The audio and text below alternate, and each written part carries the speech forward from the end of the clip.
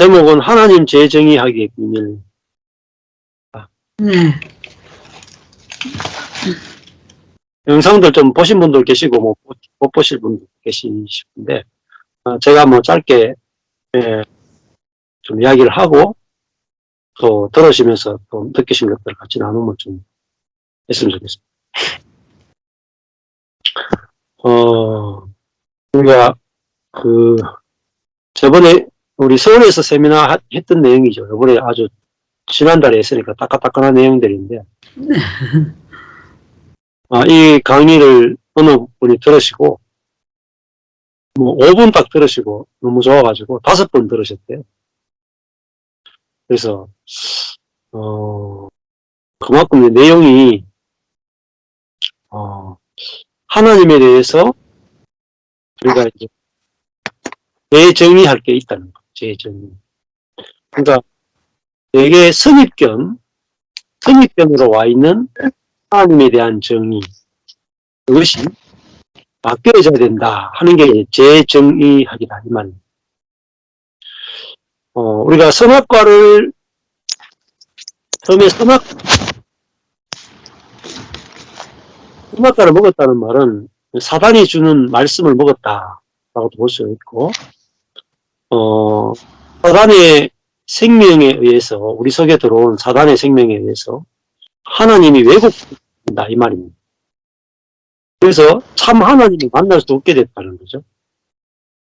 그래서 근데 복음이 우리에게 들려오면 선입견으로 알고 있던 사단이 심어놓은 하나님에 대한 잘못된 생각이 바뀌어지고 성경이 계시하는 참 하나님을 만나게 된다는 거죠. 그리스도인의 삶은 내 자신을 계속해서 바꾸어 나가는 삶이 아니고 하나님을 알아가는 수가 있어요. 그러니까 잘못 알고 있던 하나님이 바뀌는 거죠. 바뀌어서 성경이 계시하는 참 하나님과 참 그리스도와 참 성령을 만나게 되는 것이 신앙생활에서 제일 중요합니다. 그래서 참 하나님, 예수님, 성령님을 만난 사람은 자기를 바꿔야 될 필요가 없어집니다. 왜냐하면 하나님, 예수님, 성령님이 하나님 또 주 예수 그리스도의 은혜, 성령님의 교통케 하심, 그걸 알게 되면 우리는 전혀 우리를 바꿀 필요가 없이 하나님이 우리를 이미 옛 피조물에서 새로운 피조물로 바꾸어 주신 하나님의 사랑과 은혜와 성령의 교통하심을 알고 누리게 되는 거죠. 그래서 근데 하나님이 재정의 되지 않은 사람은 평생 자기를 바라보면서 자기를 바꾸는데 평생의 무거운 짐이 됩니다. 예를 들어볼까요? 여러분 내적 치유 하셨죠? 나를 바꾸는 건강하지 못한 나를 건강한 나로 바꾸는 그런 게 있죠. 그러니까 포커스가 4개 있죠. 4개. 나를 바꾸는 데 포커스가 있죠. 복음은 나를 바꾸는 데 포커스가 있는 게 아니고 복음을 재정의하는 게 복음의 포커스입니다. 그러니까 성경을 읽는 목적은 하나님을 알기 위해서 읽는 거예요. 우리가 구원받기 위해서나 우리가 변화되기 위해서 우리가 행복하기 위해서 읽는 것이 아니라 하나님, 예수님, 성령님을 알게 되면 그 결과로서 우리가 모든 악과 고난으로 해방이 되어집니다. 하나님 재정비하기. 예. 소리를 들으시는 분들은 음소거를 좀 해놓겠습니다. 예. 예. 근데 교회에서 보통 우리가 생활을 하게 되면은 하나님에 대한 잘못된 선입견을 많이 심어준다. 그 중에 제일 큰 것이 뭐냐? 율법적 하나님을 가리켜요. 율법의 하나님. 율법적 하나님이라는 말은 선악과를 먹이시는 하나님. 선악과가 다르게 표현하면 율법이에요. 스티브 맥베이도 선악과는 뭐냐? 한마디로 하면 율법이다. 이렇게. 자, 율법은 뭐냐면 하나님이 우리에게 명령하시는 거죠. 명령. 선을 행하라. 악을 행하지 말라. 이 명령하는 것이 바로 율법입니다. 그러니까 율법을 우리가 먹게 되면, 선악과 율법을 먹게 되면 어떻게 되느냐? 하나님과 우리 사이에 하나님과 내가 만나는데 항상 나 자신을 가지고 만나죠. 내가 선을 행했느냐? 내가 악을 행했느냐? 내가 깨끗하면은 하나님께 나가기 쉽고, 더러우면은 나무 뒤에 숨어서 무화과나무 옷으로 자기를 가리게 되는 거죠. 자, 선악과를 먹은 사람에게 나타나는 반응은 하나님이 두려워 숨게 되고 자기를 무화과로 가리게 되는 거죠. 네. 자, 그런데 선악과를 먹기 이전에 아담과 하와는 어때요?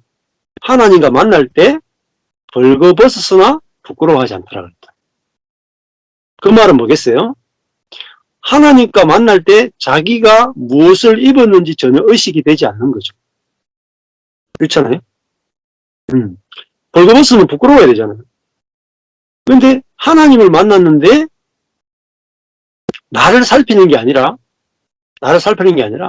하나님의 영광을 보고 하나님을 누리는 것이 신앙의 본질이란 말이에요. 그런데 하나님을 누리지 못하고 하나님을 떠난 인간은 자기를 살피게 돼 있어요. 그게 타락입니다. 자, 그래서 우리가 구원을 받는다, 신앙이 회복된다 하는 것은 내가 알던 잘못된 하나님을 성경적 하나님으로 바뀌는 것. 또 다른 말로 하면 구약에 있는 어떤 율법적 개념의 하나님이 신약의 은혜와 진리의 하나님으로 바뀌는 거예요. 여기서 대단히 어려움이 있습니다. 왜냐하면 구약과 신약을 갈라내질 못해요. 신학자들이. 구약과 신약이 뭐가 차이인지 몰라요. 그러니까 목사님들도 이걸 구약과 신약을 못 갈라내는 거예요. 네. 자, 그래서 구약과 신약이 쫙 갈라져야 돼요. 자, 구약 때는 하나님이 이스라엘 백성들 안에 와 계시지만은 지성소 안에만 계시죠. 밖에 못 나오세요. 밖에 나오면 사람들 다 죽어요. 지성소 안에만 딱 계시죠. 신약은 어때요? 성도들 각자 안에 들어오시죠. 우리 안에, 영 안에 들어오시죠. 네. 그러니까 구약과 신약의 하나님이 같은 하나님이지만 달라졌죠. 네. 그러니까 구약의 하나님은 율법이 있단 말입니다. 네. 제사를 지내야 되고, 그죠? 네. 또 죄를 정결케 해야 되고, 또 죄가 있으면은 하나님 만나면 죽고, 하나님도 사람을 못 만나고, 사람도 하나님을 못 만나요. 그래서 하나님이 아주 작은 고시원 같은 그 정도 수준의 방 안에서만 하나님 계셔야 됐단 말이에요.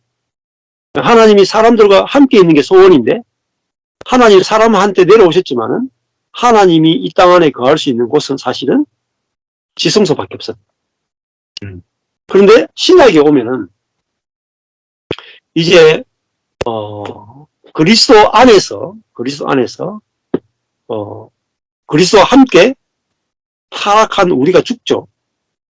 죽고 그리스도의 부활 안에서 우리가 새로운 창조물이 됐죠. 그러니까 하나님이 우리 안에 들어와서 내주할 수 있는 존재가 됐다. 그러니까 우리가 완전히 거룩해진 거죠. 완전히 어려워진 거예요. 그렇기 때문에 내주가 가능한 거예요. 하나님, 예수님, 성령이 내 안에 내주했다. 이거는 정말 우주적인 사건이에요. 그리고 구약과 신약은 엄청난 사건이 있었죠. 옛 창조에서 새 창조로, 옛 피조물에서 새로운 피조물로, 그죠? 옛 것은 지나가고 보라 새 것이 되었다. 옛 언약에서 새 언약, 옛 백성에서 새 백성으로 엄청난 변화가 있은 겁니다. 하늘에 계신 하나님이 우리 속으로 들어오셨다. 어마어마한 놀라운 하나님의 경륜의 변화가 있었다. 자, 그래서 이 구약에서는 여전히 율법이 있지만 신약에 오면 이제 율법은 있지만 율법에 대하여 우리가 죽었다. 갈라디아서 2장 19절을 율법에 대하여 죽고 이제는 우리가 예수의 생명으로 성령의 생명으로 사는 존재가 됐죠. 자, 그러니까 신약에 오면은 하나님 율법이 없다는 말은 우리에게 요구하시는 것이 없다는 것입니다. 그리고 율법이 없다는 말은 우리를 판단하는 것이 없다는 겁니다. 선악으로 판단하는 것이 없고, 그러니까 정죄가 없죠. 그리고 우리에게 율법처럼 명령하고 요구하는 게 없다. 11조 해야 돼, 안식일을 지켜야 돼, 뭐 주일 성수해야 돼, 뭐 헌금해야 돼, 봉사해야 돼, 선을 지켜야 돼, 내가 성숙해야 돼, 거룩해져야 돼, 그리스도인답게 살아야 돼, 이런 요구가 없단 말이에요. 자, 왜냐하면 구약 때는 하나님이 이스라엘 백성들에게 율법으로 요구를 했어요. 율법으로. 왜 요구했을까요? 지키라고 요구한 게 아니고 죄를 깨닫게 하기 위해서 율법을 주셨다. 근데 신약에 오면은 이웃을 하나님을 목숨을 다하여 사랑하고 이웃을 내 몸처럼 사랑하라는 율법이 있죠. 근데 이 율법을 말씀하신 분이 내 안에 들어와서 성령이 이 말씀이 실제가 되게 율법을 완성시켜버려요. 그러니까 말씀하신 분이 지키시는 거예요. 그러니까 밖에서 말씀하신 분이 내 안에 들어와서 모든 율법을 지키시는 거예요. 그러니까 성령은 율법을 완성시키시는 거예요. 여기서 그러니까 신약에 오면 우리가 율법 아래 있지 않고 성령으로 사는 삶이 그리스도인의 삶이다. 그러니까 성령으로만 율법이 완성이 되지 노력으로 절대로 율법을 지킬 수가 없어요. 저주밖에 없어요. 자, 그러니까 이걸 뭐라 그래요? 하나님의 사랑, 주 예수 그리스도의 은혜, 그죠? 성령의 코이노니아, 교통하심. 그리고 성령이 결국은 뭐죠? 내 안에서 역사하셔가지고, 그죠? 성령의 열매가 맺어지게 하시죠. 이게 성령의 교통. 네. 성령이 내 안에서 성령의 열매가 맺어지는 게 뭐예요? 성령의 열매들이 율법을 완성시키고 율법 이상의 것이 되어지는 거예요. 성령의 열매는 뭐냐면 하나님의 본성이고 하나님의 성품입니다. 그래서 우리가 그리스도인이 구원을 받고 거룩해지고 영화롭게 되죠. 그리스도인의 마지막이 영화잖아요. 영화. 영화가 뭐냐면 하나님의 생명에 참여한다는 거예요. 하나님의 생명. 그러니까 우리가 하나님의 본성에, 하나님의 성품에, 하나님의 인격에, 하나님의 속성에 참여하는 거예요. 이걸 뭐라 그러냐면 영광이라고 해요. 그러니까 영광이라는 단어는 하나님께만 쓰는 용어예요. 근데 우리가 뭐죠? 영광의 찬미가 되게 하려십니다. 에베소서. 우리도요, 찬미받는 존재가 되는 거예요. 어떻게 해요? 성령이, 하나님의 영이 내 안에 거주하심으로 우리 자신이 하나님의 영광을 드러내는 존재가 됐단 말이에요. 돼야 되는 게 아니고 되었어요. 이걸 복음이라고 그래요. 복음은 하나님이 이루어 놓으신 일을 말합니다. 자, 그러니까 복음은 우리 쪽에서 해야 될 게 아무것도 없어요. 하나님이 다 이루어 놓은 거니까 우리가 들려지고 믿어지면 실제가 다 되는 거예요. 다르죠? 하나님이 새롭게 정의가 되죠. 네, 복음의 하나님. 하나님의 사랑, 주 예수 그리스도의 은혜, 성령의 교통하심이 너희 무리 가운데 있을지어다. 사도 바울이 고린도서 13장 13절에서 성도들을 향해서 축복 기도할 때 제일 마지막에 가장 중요한 게 하나님의 사랑, 주 예수 그리스도의 은혜, 성령의 교통하심이 가장 중요하다 이렇게 말했거든요. 세 가지 다 있어야 돼요. 하나님을 사랑의 하나님으로 내가 만나요. 심판의 하나님이 아니라 사랑의 하나님으로 내가 만나요. 내게 대해서 심판이 전혀 없는, 정죄가 전혀 없는, 죄가 더한 곳에 은혜를 더 부으시는 탕부 하나님을 만나요. 탕부 하나님. 탕부 하나님 아십니까? 네. 탕부 하나님, 누가복음 15장이 나오는 탕자, 탕자에게 은혜와 긍휼과 자비를 허랑방탕하게, 넘치게, 과도하게, 과도한 자비, 과도한 은혜를 베푸시는 하나님을 탕부하는 거예요. 네. 그래서 그 누가복음 15장에 그 탕부 하나님이라는 책이 있어요. 한번 꼭 읽어보십시오. 네, 아주 그 중요한 책이에요. 탕부 하나님. 그 탕부 하나님 원래 그 책이 그 계기가 된 책이 있어요. 있는데 그 신학자의 책을 인용해서 팀 켈러가 탕부 하나님이라는 책을 썼어요. 네. 원래 신학자의 책을 읽으면 좋지만은 그건 좀 읽기 조금 힘들 수도 있고, 그래서 탕부 하나님, 팀 켈러의 탕부 하나님 책 읽으시면 좋아요. 그러면은 사랑의 하나님에 대해서 여러분이 만날 수가 있어요. 그래서 하나님을 알되 뭐 사랑과 공의의 하나님 이런 식으로 알아가지고 여러분 제대로 몰라요. 네.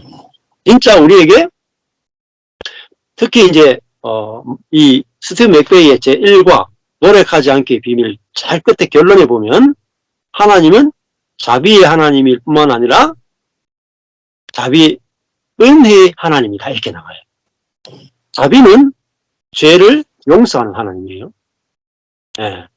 죄를 용서하는. 근데 그리스도인들이 죄를 용서하는 하나님도 잘 안 믿어요. 또 우리가 막 회개하고 나서 회개 용서받다 그러죠. 다음 또 부흥회 때 또 회개하라 하면 또 같은 죄 가지고 또 회개하죠. 내직시 하면 용서받았던 그 죄 또 가지고 또 나가 또 내직시 하는. 그게 왜 그러냐 하면은 자비의 하나님을 몰라서 그래요. 죄를 기꺼이 용서해 주신 하나님 몰라서. 근데 자비보다 더 놀라운 게 은혜예요. 은혜는요, 죄를 지은 자에게 용서를 넘어선 더 큰 선물을 주신 하나님.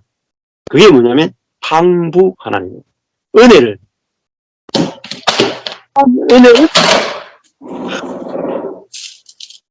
근데 여러분이 만나기 전에까지는 우리 안에 생수가 넘칠 수가 없어요. 사랑이 넘칠 수가 없어요. 네. 그래서 성경을 여러분들이 보실 때 창세기부터 계시록까지 어떤 읽으십니까? 과도한 사랑을 하는. 잠깐만요.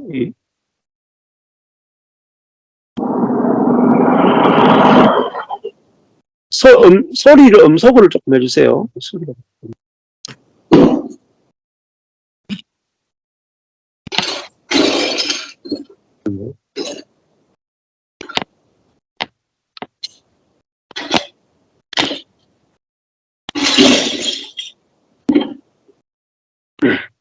자,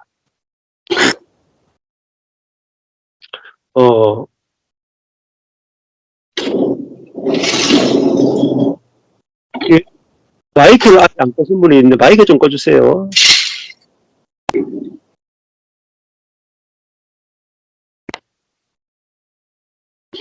마이크가.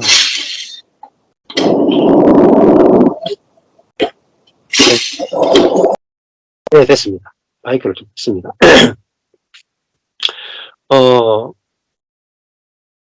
과도한 사랑을 베푸신 하나님을 그냥 생각하지 마시고 묵상하지 마시고 성경을 읽으셔야 해요.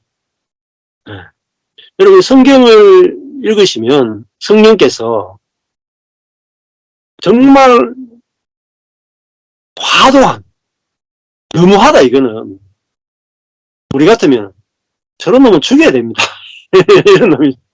근데 은혜로 과도한 은혜와 과도한 사랑으로 구원하신 하나님. 가늠한 현장에 있는 여인을 여자가 간음하다가 잡혔어요. 예. 그러면 유대인들은 돌로 쳐 죽였다고 생각했어요. 근데 요즘은 뭐, 그래도 간음하다가 현장에 잡혔다고 돌로 쳐 죽이는 건 너무하지 않느냐, 이렇게 요즘의 관념으로 그렇게 생각이 들죠. 근데 만약에 그게 아니고 간음이 아니라 다른 예를 들면은, 그러니까 만약에 일가족이 4명이 살고 있는 집에 이 강도가 들어가서 일가족 4명을 죽였어요. 다 살인하고 그 집에 돈을 뺐다가 잡혔어요. 그럼 경찰서 왔다고 생각해봅시다. 일가족 4명을 다 죽였어. 엄마, 아빠, 자식 4명 다 죽이고 돈을 뺏어가 나오다가 잡혔어요. 그러면 그런 사람 만나면은 어떤 생각이 들겠어요? 근데 경찰이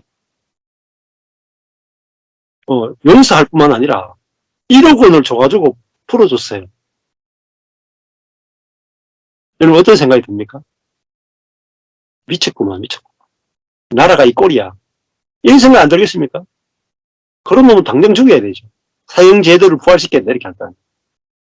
예수님 당시에 간음하다가 현장에 잡혔다는 말은 요즘으로 치면 일가족 4명을 현장에서 죽이다가 잡혔다는 거 똑같은 개념이에요.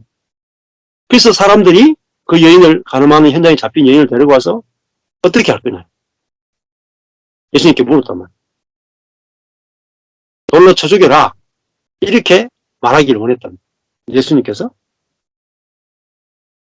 너희 중에 죄 없는 자가 먼저 돌로 쳐라. 사람들이 다 갔죠. 예수님이 뭐라고 했어요? 나도 너를 정죄하지 않는다. 그러니까 그게 뭐죠? 용서를 넘어선 화도한 은혜죠. 보세요. 그 여인은 간음하다가 현장에서 잡혔기 때문에 누구를 만났어요? 예수를 만났죠. 복 받았죠?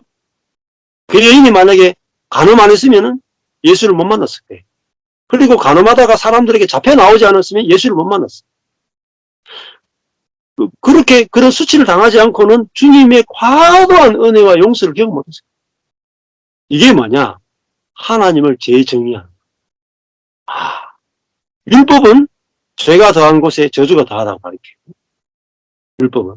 근데 은혜는 죄가 더한 곳에 은혜가 더하다고. 완전히 다르죠. 율법의 하나님과 은혜의 하나님은 완전히 다른 거예요. 근데 수많은 그리스도인들이 율법의 하나님은 믿지만 은혜의 하나님은 믿지 않아요. 그러면 어떻게 되느냐? 내 속에 은혜가 경험 안 되니까 내게서 은혜가 안 나와요. 누구에게? 형제에게. 내 자신에게. 내 자신에게 은혜가 안 나오고요. 내가 내 자신을 은혜로 못 받아주고요. 상대방을 은혜로 못 받아요. 로마서 후반부가 안 되는 거예요. 로마서 전반부가 하나님께서 은혜로 우리를 받으셨다. 하나님 은혜로 우리를 받으셨다.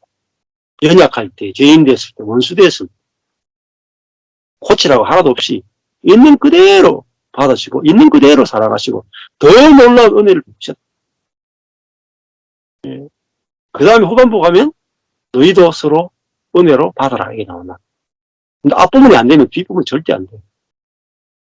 그래서 자비를 넘어선 은혜의 하나님. 죄를 심판하시는 분이 아니라 죄가 더한 곳에 은혜로 갚으시는 이 하나님을 만나요. 그러면 심판이 뭐겠어요? 죄 지었다고 심판하는 게 아니라 심판은 버려두십니다. 버려두십니다. 왜 버려두십니까? 사람은 이미 선악과를 먹고 이미 자기의 제한된 지혜와 자기의 제한된 능력으로 살고 있는 자체가 이미 심판이에요. 그 자체가 뭐예요? 사단의 종로로 돼 있는 상태라고. 네. 자, 선악과를 먹을 때 왜 먹었는지 잘 생각해 보세요. 선악과를 먹는 것은 선악을 아는 지식을 먹는 거예요. 지식. 선악을 안다 할 때 아는 게 지식이거든요. 지식이 이것도 뭐냐면 지혜예요. 지혜. 그 지혜와 같은 게 뭐냐면 지혜는 곧 능력을 말해요. 그러니까 선악과의 지혜와 능력을 먹었단 말이에요. 반대로 생명나무가 있죠. 생명나무도요. 생명의 지혜와 생명의 능력을 말해요. 그러면 생명나무의 지혜와 능력은 하나님의 지혜와 하나님의 능력을 말하는 것이고, 선악과는 사람의 지혜와 사람의 능력을 상징합니다. 그래서 사람이 원래는 하나님과 사람이 서로 에덴 동산에서 연합해서 사람은 하나님의 무한하신 능력과 무한하신 지혜의 공급을 받아서 살도록 지원받은 피조물이에요. 이것이 구원의 상태예요. 그러니까 시냇가의 나무가 시냇물에 무한한 지혜와 무한한 능력을 공급받으니까 뭐가 없어지느냐? 결핍이 없어지는 거예요. 그러니까 악도 없어지고 고난도 없어지는 거예요. 상처도 없어지고 문제도 없어지는 거예요. 이게 구원의 상태예요. 근데 선악과는 시냇가의 나무가 시냇물을 떠나서 나의 인간의 피조물의 제한된 지혜와 제한된 능력으로 살 수 있다. 하나님으로부터 독립하여 나의 지혜, 나의 능력, 나의 자원으로 나는 내 인생을 행복하게 할 수 있다. 이걸 죄라 그래요. 이게 뭐냐? 이게 멸망이고 이게 버려짐입니다. 이게 진노의 상태. 자, 그럼 그리스도인들 보세요. 아까 전에 내가 예수를 믿는 이유는 지옥 안 가기 위해서 믿죠. 예수 믿으면 천당 가죠. 이렇게만 구원을 설명하면 심각한 문제가 생긴단 말이에요. 왜냐하면 내가 이제 믿음으로 지옥 안 가고 천당을 얻어놨어요. 사는데 예수 믿는데 뭐로 살아요? 나의 지혜와 나의 능력으로 살아요. 그리스도인들이. 그러니까 나의 능력을 신뢰하고 나의 지혜를 신뢰하고 사는 자체가 뭐죠? 하나님을 떠난 상태예요. 구원을 받지 못한 상태. 그럼 뭐예요? 그리스도인들의 삶 속에 악과 고난은 전혀 해결이 안 돼요. 그러니까 구원은 받고 나머지는 또 다른 기도나 또 다른 치유나 뭐 온갖 방법을 가지고 인생의 악과 고난의 문제를 해결하려고 합니다. 안 됩니다. 복음이 아니고는 인간의 문제는 해결할 방법이 없습니다. 자, 그럼 복음은 십자가, 고린도전서에 가면 십자가는 뭐냐? 하나님의 능력이고 하나님의 지혜다 이렇게 나가요. 그러니까 십자가는 하나님의 지혜가 농축된 것이고 하나님의 능력이 농축된 것이 바로 십자가. 그 말은 뭐냐면 우리는 하나님의 능력과 지혜로 살아가야 된단 말입니다. 그게 구원이에요. 예를 들어볼까요? 우리의 제한된 자아의 제한된 지혜로 살면 왜 악과 고난이 끝이 안 나는가요? 자, 자아는 자기 지혜를 신뢰하죠. 한번 생각해 보세요. 이번에 아마 추석을 보냈었어요. 추석 보내는데 여러분이 좋은 일도 있었고 나쁜 일도 있었어요. 근데 좋은 일, 나쁜 일을 누가 가려요? 나의 지혜가 이건 좋은 일이고 나의 지혜로 봤을 때 이게 나쁜 일이다. 죄송한 일이지만 포도밭을 봤을 때 내 지혜로 순전히 내 지혜에 근거해서 이거는 나쁜 일이다. 내 지혜에 근거해서 좋은 일이다. 이렇게 판단했죠. 그러면 내 제한된 지혜가 기준이 돼요. 기준. 내 지혜가 기준이 돼. 인생의 기준이 돼가지고 좋은 일, 나쁜 일 가리죠. 그럼 뭐가 나오겠어요? 악이 나오고요. 고난이 발생. 괴롭죠. 내가 이 일은 나쁜 일이다. 좋은 일이 아니다. 내가 내 지혜를 기준으로 판단하고 나니까 뭐가 생겨나요? 고난이 발생했다. 맞죠? 그럼 뭘 신뢰했어요? 처음부터? 나의 판단력, 나의 지혜를 신뢰한 결과로 뭐가 만들어져요? 고난이 계속해서 끝없이 만들어요. 108번뇌가 만들어요. 불교로 치면 108번뇌가 만들어요. 그 모든 번뇌는 어디서 오고 그 모든 고난은 어디서 오느냐면요. 나의 지혜를 신뢰하면서. 그게 뭐냐? 그게 원죄예요. 원죄. 원죄가 회개돼야 진짜 회개예요. 원죄 회개하지 않고 자범죄 회개해봤자 아무런 의미가 없어요. 진짜 죄를 알아야 돼. 진짜 죄. 진짜 죄가 뭐냐? 아담과 하와가 선악과를 딱 따먹자마자요. 전 인류가 어떻게 됐느냐면 자기의 지혜와 자기의 능력을 신뢰하는 존재로 타락해버렸어요. 인간이.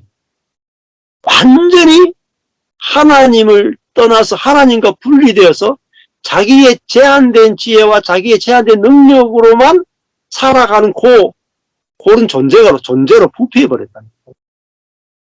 예. 그 타락과 부패를 알아야 돼요.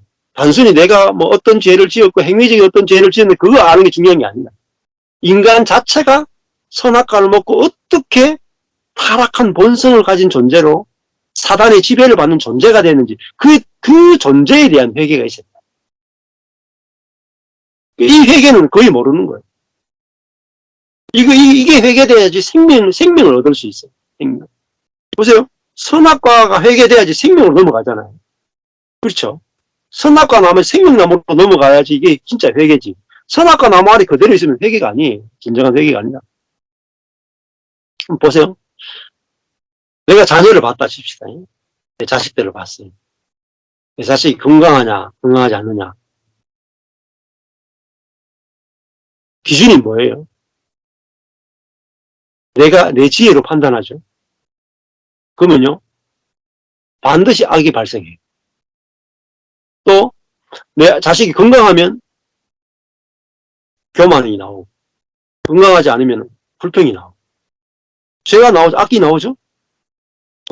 그리고 내게 내 자녀가 내 생각에 안 좋으면은 거기에 대해서 고난이 발생되죠. 자, 나의 지혜가 기준이 되면 악이 나오고 고난이 발생돼요. 그게 뭐냐? 구원받지 못한 상태. 구원받지 못한. 그러니까 하나님이 여기서 우리를 구원하기 원하는데 그러면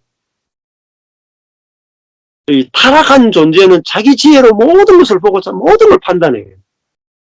거기서 끊임없는 악과 고난이 발생해요. 하나님 여기서 우리를 건져주신단 말이에요. 건져주신다.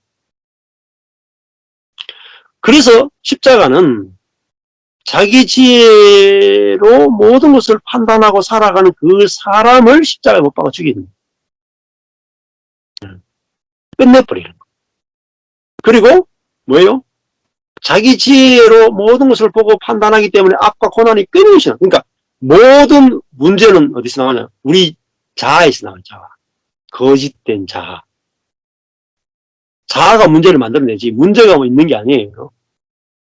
밖에 문제는 사실 없어요. 이걸 다르게 예를 들면 이런 거죠. 밀가루가 있어요. 밀가루가 있는데 하나는 붕어빵이 나오고 하나는 땅콩빵이 나와요. 자, A라고 하는 밀가루는 붕어빵이 나오고 B라고 하는 밀가루는 땅콩빵이 나왔어요.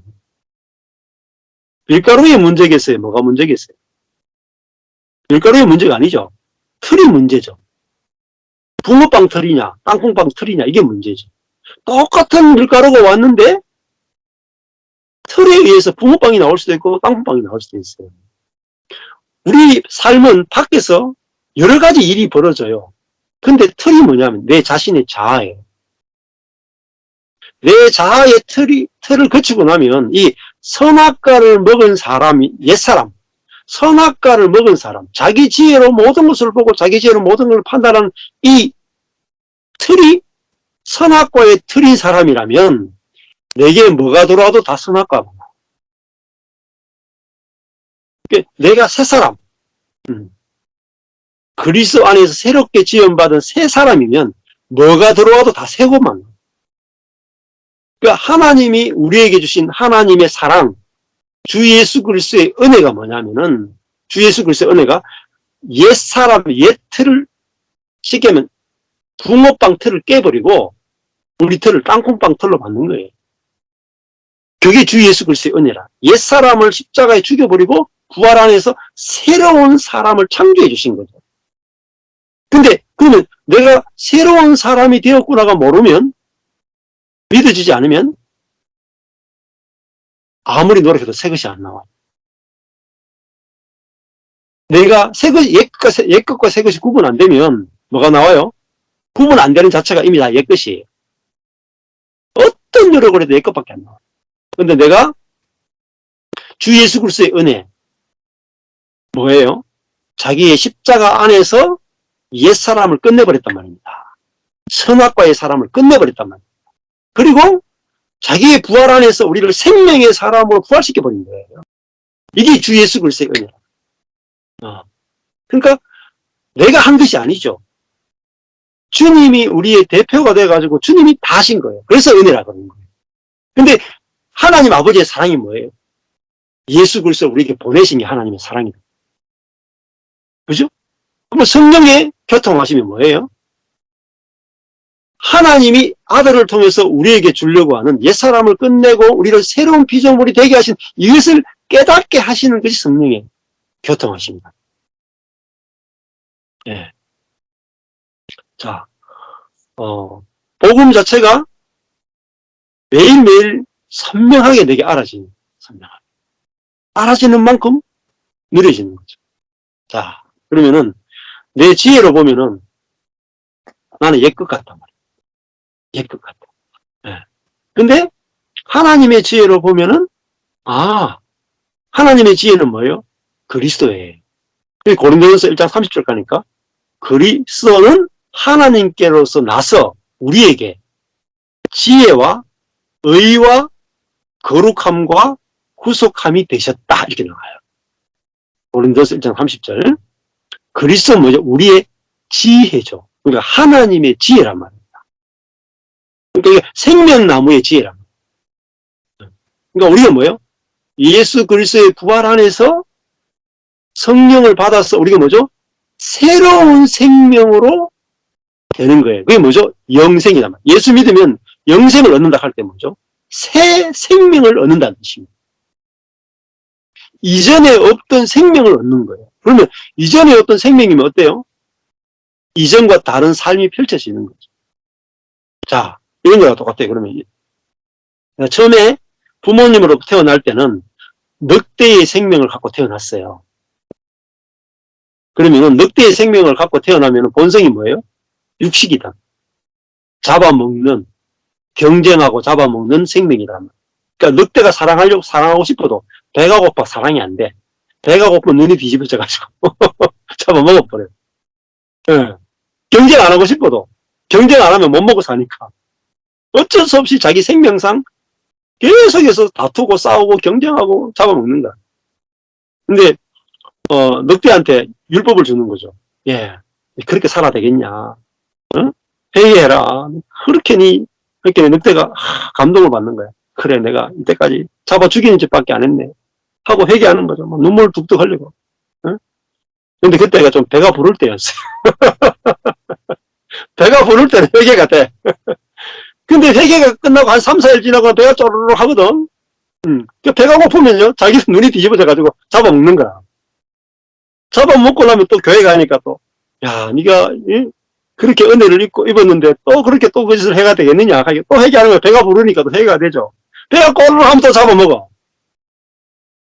이게요, 그리스도인의 평생의 신앙생활이에요. 그 다른 말은 뭐예요? 생명이 바뀌지 않은 거예요, 생명이. 아담의 생명 가지고 평생 신앙생활 하는 거예요. 거듭나지 못한 거예요, 사실은. 거듭남이 뭔지도 몰라. 거듭남은 뭔지 아세요? 내가 부모로부터 늑대의 생명을 갖고 태어났는데 이 생명 가지고는 답이 없다는 거예요. 이 생명 갖고 사랑도 안 되고 이 생명과 율법도 못 지키고 이 생명 가지고는요, 죽이는 짓밖에 못해요. 근데 배가 부를 때는 사랑이 나오는 것 같아. 배가 뭐 고프면 그냥 바로 죽이는 거예요. 배가 고플 때 나타나는 그게 진짜 모습이에요. 그러면은 주 예수 그리스도의 은혜가 뭐겠어요? 예수님이 늑대의 모습으로 와서 모든 늑대의 대표로 늑대를 십자가에 못 박아버려. 죽여버려. 그리고 성령을 우리에게 주셨다는 말은 우리에게 어린 양의 생명이 우리 안에 들어오는 거예요. 그러면 우리가 어떠냐면 이 땅에 살 때 모습은 늑대라. 모습은 늑대라. 몸은 늑대인데 속에 생명이 있잖아요. 어린 양의 생명으로 바뀐 거예요. 이게 거듭남이라. 자, 그러면은 모습은 늑대죠. 여전히 이 몸에는 아직 죄성이 남아있어. 그래가지고 겉모습은 늑대고 한 번씩 오르렁 거릴 때가 있어. 근데 중요한 건요, 우리 새 생명을 얻은 거예요. 이게 구원이래요. 예수 믿으면 새 생명을 얻었다. 이게 뭐죠? 내 안에 성령이 오셨단 말입니다. 생명이 바뀐 거예요. 근데 생명이 바뀌면 뭐가 바뀌냐? 욕구가 달라져요.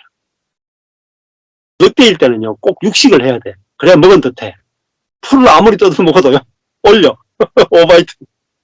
근데 이 양의 생명으로 바뀌면요, 남을 잡아먹고 군림하고 지배하는데 별로 재미가 없어. 뭐죠? 연약함을 같이 나누는데 재미가 있는 거예요. 양의 생. 실패를 같이 나누는데도 재미가 있는 거예요. 그리고요, 기꺼이 내가 잡아먹히는 거예요. 네. 잡아먹히면서도 별로 큰 소리 안 질러. 갖고 그냥 잡아먹겠죠. 다른 말하면요, 우리 속에는 그리스도의 생명은 질 수 있는 생명. 자기를 내어줄 수 있는 생명. 낮아질 수 있는 생명. 네. 그래서 우리 안에 어린 양의 생명, 다른 사람의 죄를 대신 짊어질 수 있는 생명이 와 있단 말이에요. 그게 하나님의 생명이에요. 하나님은 은혜시잖아요. 은혜의 생명이 우리 안에 와 있단 말이에요. 사랑의 생명이 우리 안에 와 있다. 그래서 우리가 하나님을 재정의한다는 말은 결국은 하나님과 예수님과 성령님을 재정의한다는 거죠. 그래서 이 하나님, 예수님, 성령님이 우리에게 어떤 분이고 우리에게 어떤 은혜를 베푸시는지 알 때 우리가 하나님과 올바른 관계를 맺는 거예요. 네. 자, 그래서 하나님을 알고 누리는 것이 그리스도인들의 최고의 축복입니다. 천국은 뭐냐면 하나님을 누리는 것이. 천국은 하나님의 통치예요. 로마서 7장에서도 제가 그런 말씀드리는데 율법 남편과 그리스도 남편. 그리고 예수님에 대해서도 재정의하셔야 돼요. 재정의. 예수님에 대한 재정의. 예수님은 우리에게 뭔가 율법을 명령하는 분이 아니고 예수님은 그리스도란 말이에요. 그리스도. 자, 예수님이 그리스도 남편이라는 말은 율법 남편과 그리스도 남편을 대조하면 로마 7장입니다. 율법은 우리에게 명령하고 못 지키면 정죄하는 거예요. 근데 그리스도는 우리에게 명령하는 게 없어요. 율법이란 남편은 밖에서 내게 명령하지만, 안에서도 내게 명령하지만, 그리스도는 내 안에 들어와서 자기가 내 대신 살아주시는 남편이에요. 네, 명령하는 남편이 아니라 내 대신 살아주는 남편. 제가 이번 주에도 어젠가 말씀 올렸잖아요. 예수님은 제자들한테 와서 더러운 발을 보고 씻으라 명령하는 분이 아니고 씻어주는 남편이죠. 네, 여러분이 그리스도 바뀌어야 돼요. 여러분이 알고 있던 선입견적인 그리스도가 바뀌어야 돼요. 회개하라가 아니고 회개시켜주는 남편. 얼마나 쉬워요? 진짜 회개할 일이 있으면 내 안에 회개시키고. 네. 그죠? 네. 사랑하라가 아니고 사랑이 흘러나오게 해주는 남편입니다. 그러니까 내가 짐이 하나도 없는 거예요. 네. 그래서 그리스도가 우리 안에 들어와서 내 생명이 되어주셨단 말이에요. 네. 그래서 율법인 그리스도와 사는 거하고 은혜인 그리스도와 사는 것은 천지 차이입니다. 네. 그러니까 어떻게 보면은 그 율법 남편은 현실적인 현재 살고 있는 남편이고 은혜 남편은 연애 때 남편. 여러분 연애할 때 나하고 결혼만 해주면 내가 손에 물도 안 묻히게 해주겠다 이런 공갈을 사기를 당해서 결혼하셨죠. 그게 진짜 그리스도 남편이라고. 자, 그래서 하나님이 명령하시고 하나님이 우리를 통해 지키십니다. 그러니까 율법이 필요 없는 거예요. 이렇게 하나님에 대한 정의가 달라지는 것이 너무나 중요하죠. 자, 그래서 한 가지 조금 더 이야기 말씀드리면은 우리의 지혜로 우리에게 일어나는 일을 보면 악과 고난이 나와요. 그런데 우리 안에 내주하시는 성령님을 통해서 하나님의 관점으로 하나님의 지혜로 우리에게 일어나는 일을 보면 어때요? 하나님의 능력으로 하나님이 일할 수 있죠. 그러니까 우리에게 있는 모든 사건을 하나님의 능력으로 합력하여 선으로 바꿀 수가 있어요. 하나님의 능력이라면. 근데 그 바꾸기 전에 먼저 하나님의 지혜로 우리에게 일어나는 사건을 보게 되면 나쁜 일이 없는 거예요. 왜? 하나님의 지혜로 보니까. 그래서 내 생각, 천연적인 나의 생각, 나의 지혜, 나의 판단, 이게 뭐죠? 전부 다 거짓이고 사단의 것이고 하나님의 생각, 하나님의 지혜만이 진리예요. 진리. 이것이 알아지고 믿어질 때 뭐가 사라지겠어요? 악이 사라지고 고난이 사라져요. 예를 들면 우리 애가 시험에 고3인데 시험 쳤는데 떨어졌어요. 재수를 안 했으면 좋겠는데 재수를 해요. 자, 그러면 이게 내 지혜로 보면은 돈도 더 들고 시간도 더 들고 애도 괴롭고 나도 괴롭고 다 나쁜 일이죠. 좋은 일, 나쁜 일, 이게 선악과예요. 좋은 일, 나쁜 일, 이게 선악과거든요. 내 지혜로 보면은 악한 게 나오겠죠. 야, 공부를 좀 똑바로 하지. 시험도 똑바로 치지. 악한 게 나오죠. 야, 돈도 없는데 또 재수하냐? 악한 게 나오죠. 그럼 고난이 발생하죠. 1년 동안, 응? 애 뒷바라지 해야 돼. 근데 이거 자체가 뭐예요? 자기중심적인 사단의 생명에서 나오는 거예요. 내 자아가, 천연적인 자아가 곧 사단이에요. 사단. 속으시면 안 된다. 우리 안에 있는 하나님의 생명이 진짜 우리의 자아라. 하나님의 생명은 사랑이죠. 절대로 우리에게 나쁜 걸 안 주세요. 절대적인 하나님의 선하신 분이에요. 절대적으로 선하신 분. 하나님의 영으로 내게 일어나는 사건이 보여지면 나쁜 일로 안 보인단 말입니다. 이 일을 통해서 하나님의 뜻이 이루어지기 위해서 일이 있구나. 이 일은 하나님의 더 놀라운 하나님의 선하심을 보여주기 위한 준비구나. 이렇게 선하게 보인다니까요. 선하게. 하나님이 선하기 때문에 이 일도 선하게 보인답니다. 선하게 보이면, 좋아 보이면 어떻게 돼요?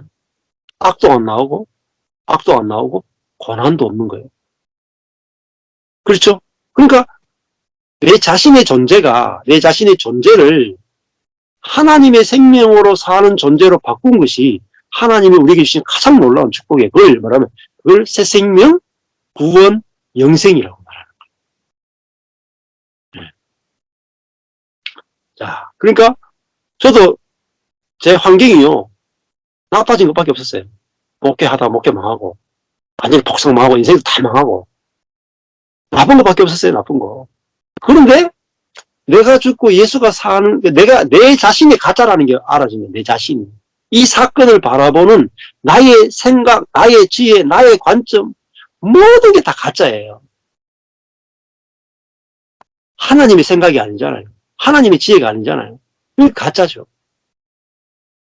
하나님의 지혜, 하나님의 관점, 하나님의 생각은요, 저주가 아니고 뭐예요? 복과 생명이란 말입니다.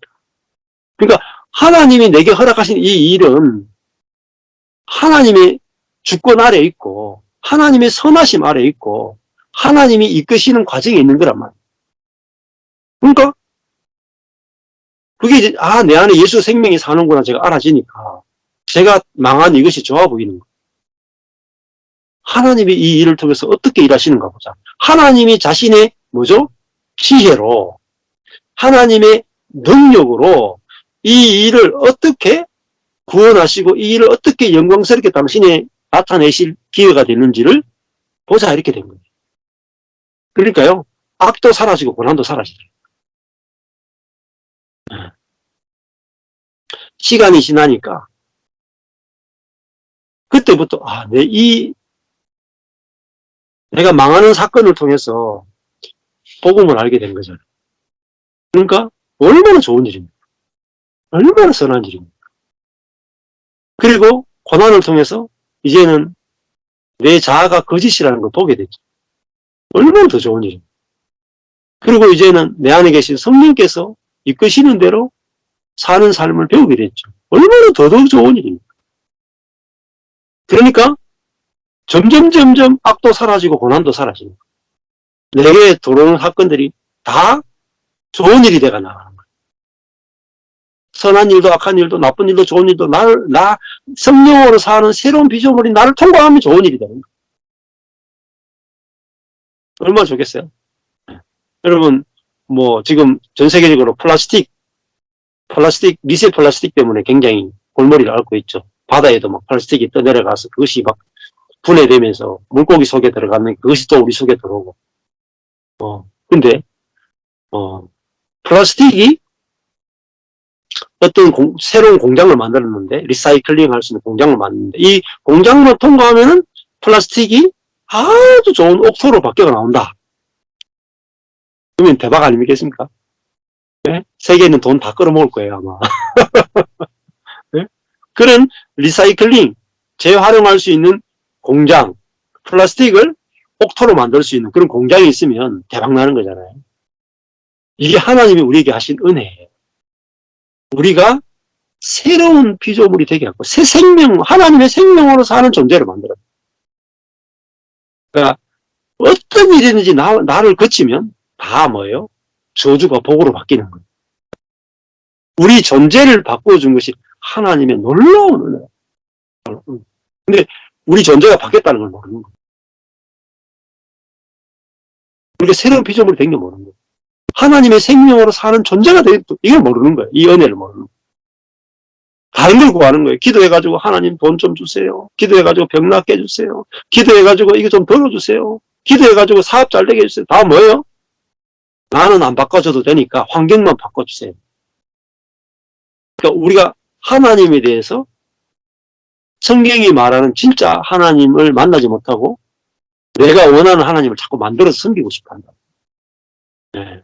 그래서 우리가 하나님의 사랑, 주 예수 그리스도의 은혜, 성령의 교통하심을 알게 될 때 우리 삶은 진정한 구원, 모든 종류의 악과 모든 종류의 고난에서 해방되고 하나님의 실제적인 통치와 생명을 누리는 천국을 이 땅에서부터 우리가 누리기 시작하고, 그리고 이 땅에서 하나님 나라, 이미 이곳에 임해 있는, 내 존재 안에 임해 있고 교회 안에 임해 있는 이 하늘나라를 전하고 보여주고 확장시키는 일에 우리가 쓰임받을 수 있다는 거죠. 예, 그래서 하나님, 내가 매일매일 하나님, 예수님, 성령님을 재정의하고 알아가고 누리는 그 삶들이 우리의 삶이 될 수 있게 축복합니다.